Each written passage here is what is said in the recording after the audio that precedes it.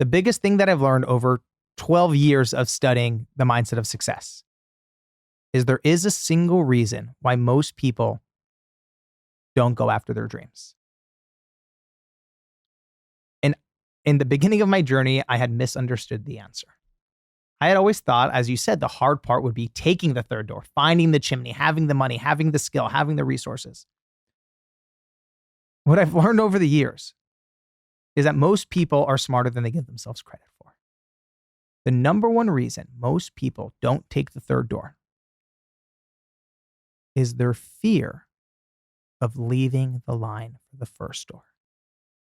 Yeah, you're 100% right. I also think people are addicted to the narrative or the line.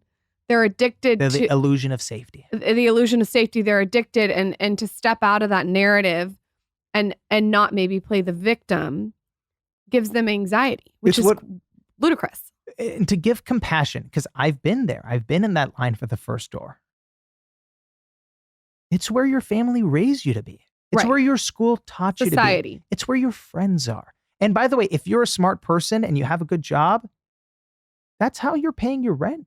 Right. So to give compassion, that's your sense of belonging, your sense of safety. So it's almost counter to everything your brain is programmed to do, to leave where you're being fed, where you're being housed, to run down a dark alley with uncertainty and bang on a door and find that chimney. What a lot of people don't realize is that they can always go back to that first door.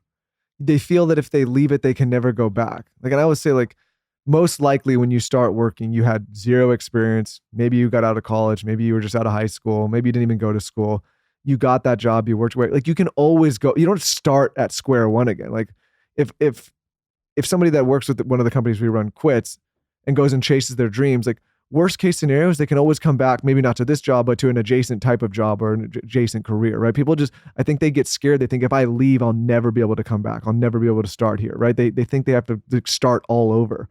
That's not necessarily true. Yeah. So helping people with that fear of uncertainty, which is a natural part of the entrepreneurial experience, is one of the most important parts of this mission. I have met the children of some of these people who wait around hoping for life to hand them and nothing happens.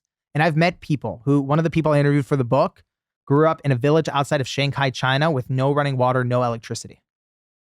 By the time he was 27 years old, he was making the most money he had ever made in his life. $7 a month. Fast forward 20 years later, he's a president at Microsoft. So what's been mind-blowing for me is that, resources are real. If you're working 3 jobs, your mom has cancer, and you're still paying off student loan debts, those are real. But what I have seen time and time again, and you two are the perfect example, if you have the right mindset, you will find the resources to make something happen.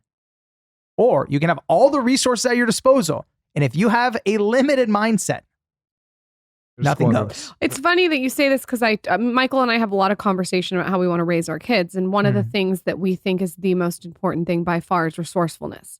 If you're not resourceful, the rest doesn't matter. You have to be resourceful. You have to go figure out a way to kill the tiger yourself, by yourself, and bring it back. It's much harder for people to look at successful people and admit to themselves that, hey, those successful people probably did something and put in some hard work to make that happen. Because if you admit that, then you have to also admit to yourself that maybe you could be doing more. But I don't just think it's about the hard work. It's about finding the chimney and finding where that entrance is. It's being crafty. Yes, but what I'm saying is it's easier to make the excuse and say, oh, well, I don't have those resources. I don't have those upbringing. I don't have that funding. I don't have that connection, because it gives you an out to not go and try. Yeah. Right. And listen, resources are real, right? Some people get born with a leg up, some people leg down, but everyone knows the story of someone coming from absolutely nothing and becoming an absolute titan, right? And vice versa. The stories of people born on top of the world and just completely driving it into the floor. So I think it's important to point out this third door, because you're right. So many people think it's just one way or the other way. They don't think, hey, I can maybe go around back or around the side or go down the chimney.